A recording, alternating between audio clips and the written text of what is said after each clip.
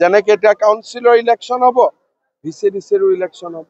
কালি দেখা গৈছে যে গৌৰৱ গগৈ গুৱাহাটীত যুৱ কাৰ্যকৰ্তাসকলে মিলিত হৈ বিজেপিক নাম লোৱা কৈ তেওঁলোকে গৰু চোৰ আৰু এতিয়া ভোট চোৰ বুলি কৈছে। চাওক, যিমানে বিজেপিক সমালোচনা কৰিব তেওঁলোকক মানুহে বেয়া পাব। কাৰণ 40 লাখ মহিলাই মাহৰ 10 তাৰিখে অৰুণোদয় পায়, বিজেপিক আশীৰ্বাদ দিয়ে।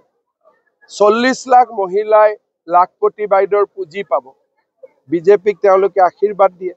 2 লাখ ল'ৰাই টকা পইচা নিদিয়াকৈ চাকৰি পাইছে, 2 লাখ ল'ৰাই মুখ্যমন্ত্ৰীৰ আত্মনিৰ্ভৰ অসম অভিযান পাইছে, 4 লাখ ছোৱালীয়ে নিযুত মইনা আঁচনি পাব। এইবিলাক মানুহৰ আগত গৈ যেতিয়া গৈ বিজেপিৰ এগেইনষ্টত ক'ব, কাৰ ভাল হ'ব কাৰ বেয়া হ'ব। সেইকাৰণে এতিয়াতো যিকোনো শব্দ কৈ কাৰোবাক ছোৱালী চুৰ কওক, কাৰোবাক কৈ দিয়ক, বেয়া বেয়া শব্দ ক'ব পাৰে, কিন্তু অসমৰ ইলেকশ্যনত মানুহে বেয়া শব্দবিলাক ভাল নাপায়। মানুহে বিচাৰে যে এটা গাম্ভীৰ্যতাৰে ইলেকশ্যন খেলক। এতিয়া মই ইয়াতে 40 মিনিট ভাষণ দিলোঁ, এবাৰোতো প্ৰমোদ বড়ো হাগ্ৰামা মহিলাৰীক সমালোচনা কৰা নাই, কংগ্ৰেছৰো কথা কোৱা নাই। কাৰণ মানুহে আজিকালি পৰিৱৰ্তন হয়, মানুহে ভাল নাপায়, মানুহে ভাবে যে আপুনি কি কৰিব এইটো আমাক কওক। সেইকাৰণে আজিকালি ময়ো আপোনালোকে দেখিব খুব কম সমালোচনা কৰোঁ, একেবাৰে নোৱাৰা কথা হ'লেহে মেনশ্যন কৰোঁ।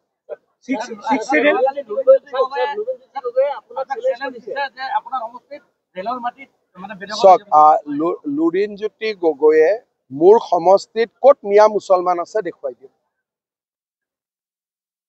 তেওঁ যদি কোনোবা বেলেগ মানুহৰ কথা কৈছে, এইটোত মই তেওঁৰ লগত একমত নহয়। তেওঁ ইনডাইৰেক্টলি এটা বেলেগ ভাৰতীয় মানুহক আক্ৰমণ কৰাৰ কথা কৈ আছে। তেওঁ চিধা চিধি ক'ব লাগে নহয়, তেওঁ কাক উদ্দেশ্য কৰি এই কথাবোৰ কৈ আছে, হয় নহয়? তেওঁ কোনোবা এটা জাতিক উদ্দেশ্য কৰি কৈ আছে, তো সাহস আছে যদি নামটো কৈ দিয়ক।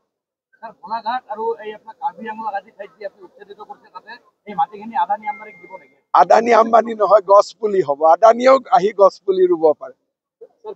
আৰু যদি গোলাঘাটত বা কাৰ্বি আলঙত বা অমুক জাগাত আদানী আম্বানীয়ে যদি যায়, দুটা ইণ্ডাষ্ট্ৰী কৰে, এইটোতো কোনো বেয়া কথা নহয়। মইতো মাতাত আছো, কিন্তু মাতিলেও নাহিব, ইমান দূৰ জাগাত ক'ত আহিব? আজি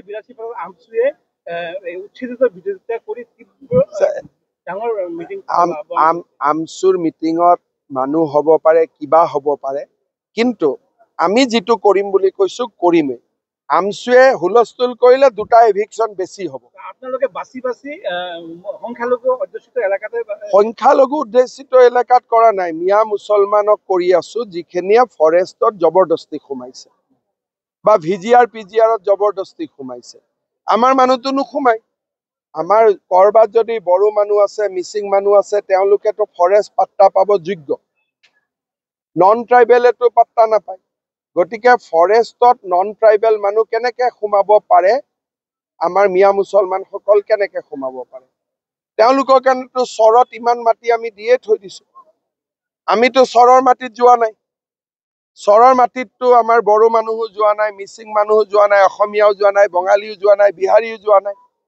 অসমৰ আধা মাটিতো তেওঁলোকৰ কাৰণে আছে চৰত।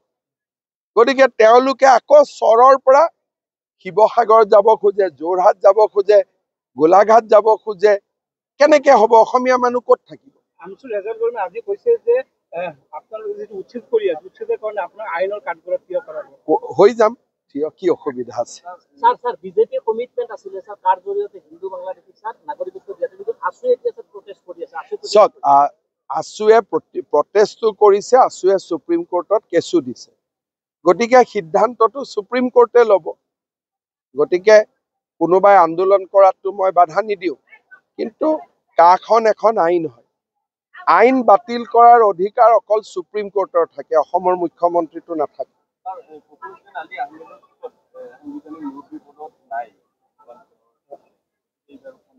আমি এইবিলাকত ইণ্টাৰেষ্ট মই লোৱা নাই। মোৰ এতিয়া ইণ্টাৰেষ্ট এভিকশ্যনত আছে, অসমীয়া মানুহক যেনে তেনে ৰক্ষা কৰাত আছে। গতিকে মোৰ এতিয়া ইণ্টাৰেষ্টটো অলপ বেলেগ জেগাত আছে। নেশ্যনেল লেভেলত চৰ্চা হৈ আছে, ৰাহুল গান্ধী বিধিগতভাৱে নিৰ্বাচন আয়োগক অভিযোগ কৰিব লাগিছিল ভোট চুৰি সন্দৰ্ভত। চাওক, কিন্তু নকৰাৰ কাৰণে ৰাহুল গান্ধীক আপোনালোকে নিজেই জানে যে আমাৰ অসমত এখন চৰত হওক বিভিন্ন জেগাত মৰা মানুহৰ নাম দিটো ভোটাৰ লিষ্ট ভৰ্তি হৈ আছে। নিজৰ নাম নাকাটে, বিয়া হোৱা ছোৱালীৰ নামো ভোটাৰ লিষ্টত ৰাখি থৈ দিয়ে। আকৌ 100% তাত ভোটিঙো হয়। গতিকে SIR আহিলে ভোটাৰ তালিকাৰ নাম আৰু আধাৰ এই দুইটা যেতিয়া সংযোজিত হ'ব তেতিয়া সমস্যাবোৰ নোহোৱা হ'ব। কিন্তু ৰাহুল গান্ধী আকৌ SIRৰ বিৰোধিতা কৰে। গতিকে তেওঁ কি লাগে তেওঁ নিজেও স্পষ্ট নহয়। তেওঁতো ইলেকশ্যন কমিশ্যনক গৈ ক'ব লাগে যে ভোটাৰ তালিকা সংশোধন কৰক, নামৰ লগত আধাৰ নম্বৰটো লগাই দিয়ক, যাতে দুটা মানুহে দুই জায়গাত ভোট দিব নোৱাৰে। তেওঁৰ সেইটোত ইণ্টাৰেষ্ট নাই। তেওঁ খালি নিৰ্দিষ্ট মানুহ কিছুমানৰ নাম লৈ তেওঁ দেখুৱাই আছে। আৰু যদি তেনেকুৱাই ভোটাৰ লিষ্ট বেয়া, হিমাচলত তুমি কেনেকে জিকিলা, কৰ্ণাটকত তুমি কেনেকে জিকিলা, তেলেংগানাত কেনেকে জিকিলা, তুমি জিকিলে ভাল। ইমান দিন EVM কৰি চলিলে, এতিয়া EVMৰ গুলিটো নুফুটাৰ কাৰণে এতিয়া নতুন গুলি এটা লৈছে। আর হিন্দি में छोड़ दो। চাওক, BTCত উচ্ছেদটো ইমান সহজ নহয়, কাৰণ BTCত বহুত মানুহে মাটিৰ পট্টাই পোৱা নাই। প্ৰথমতে খিলঞ্জীয়া মানুহক মাটিটোতো দিব লাগিব 26টা জনগোষ্ঠী। এনে যদি এভিকশ্যন কৰে তেতিয়াহ'লে আপুনিও এভিকশ্যন হৈ যাব। এতিয়া অসমত আমি কেতিয়া এভিকশ্যন কৰিছো? প্ৰথম বসুন্ধৰা আঁচনি আনি আমাৰ মানুহখিনিক মাটিৰ পট্টাত দি তাৰ পিছতহে উচ্ছেদ। এতিয়া যদি BTAD ডাইৰেক্টলি উচ্ছেদ কৰে তেতিয়াহ'লে দেখোন কোচ, কলিতা, ৰাভা, বড়ো, আমাৰ গোৰ্খা, হিন্দীভাষী, আদিবাসী, বঙালী চবেই এভিকশ্যন হৈ যাব। দোষ কি? কাৰণ মাটি এতিয়ালৈকে তেওঁলোকৰ বিষ্মুটাৰী শেষেই হোৱা নাই। যেতিয়া প্ৰক্ৰিয়াটো শেষ হ'ব, সকলো মানুহে মাটিৰ অধিকাৰ পালে তেতিয়াহে আপুনি ক'ব পাৰিব যে এইখিনি মানুহক উচ্ছেদ কৰক। গতিকে BTADত প্ৰথম কাম হ'ল মানুহক পাট্টা দিয়া, দ্বিতীয় কাম এভিকশ্যন। অসমত পাট্টা দিয়া কামটো হৈ গ'ল কাৰণে আমি এভিকশ্যনত লাগিছো। গতিকে চব বস্তুৰ সিকুৱেন্স আছে, প্ৰণালীগতভাৱে আগুৱাই যাব লাগিব। এইটো ইমোশ্যন আৰু আৱেগৰ কাম নহয়।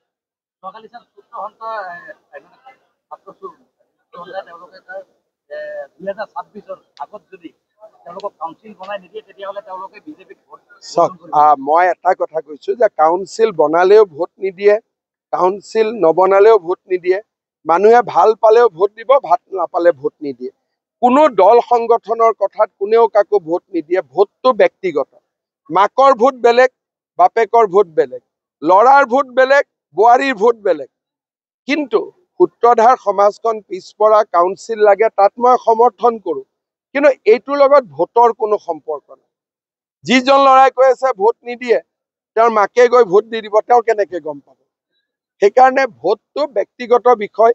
মই নিজেও নাজানো মোৰ ল'ৰা ছোৱালী একেলগে গাড়ীত যাব, কাক ভোট দিছে ধৰিব নোৱাৰে। আৰু বাহিৰত ওলাই আহি চবকে ক'ব যে তোমাকে ভোট দিলো বুলি। সেইকাৰণে ভোটৰ কথা কোনেও কাকো দায়িত্ব ল'ব নোৱাৰে। যিবিলাক দল সংগঠনে কয় আমি ভোট নিদিওঁ, আমি কৰো, তেনেকে নহয়। সেইবিলাক মই নাচাওঁ, মোৰ এইটো কাম নহয়।